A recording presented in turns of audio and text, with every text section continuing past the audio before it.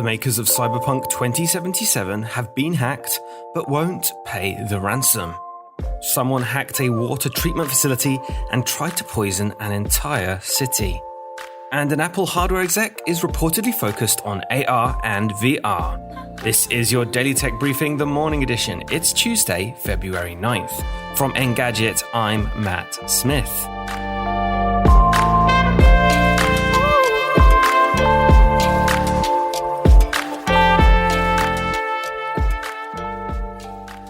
The makers of Cyberpunk 2077 have another problem beyond their subpar version of the game that appeared on older consoles.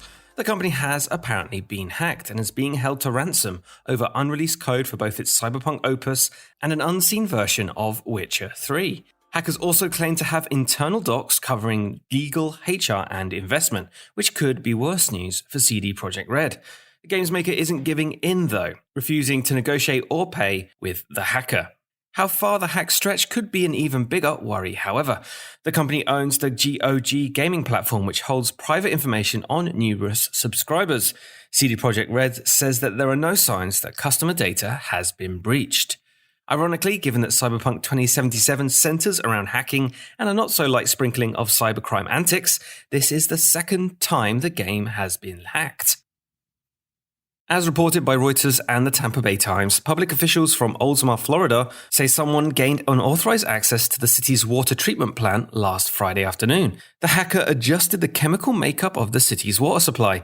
They then increased the concentration of sodium hydroxide, also known as lye, and used in trace amounts to regulate acidity from 100 parts per million to 11,100 parts per million.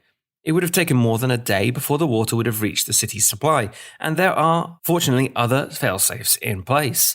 The FBI and police are investigating. According to a report from Bloomberg, Dan Riccio, who recently stepped down as Senior VP of Apple Hardware to take on a mysterious new project, will oversee the team building Apple's mixed reality headsets.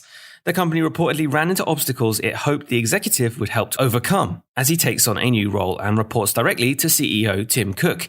It's not exactly certain what these problems are, although they're not enough for engineering team lead Mike Rockwell to leave his post. And that is your Tuesday morning tech briefing. Catch up on all the full stories, reviews, and more at Engadget.com. Sorry for the brief hiatus, but we are back. If you like what you're hearing, please subscribe to these tech briefings wherever you get your podcasts. And please leave us a review and send us your feedback to tma@Engadget.com. Thanks for listening, and we'll see you tomorrow.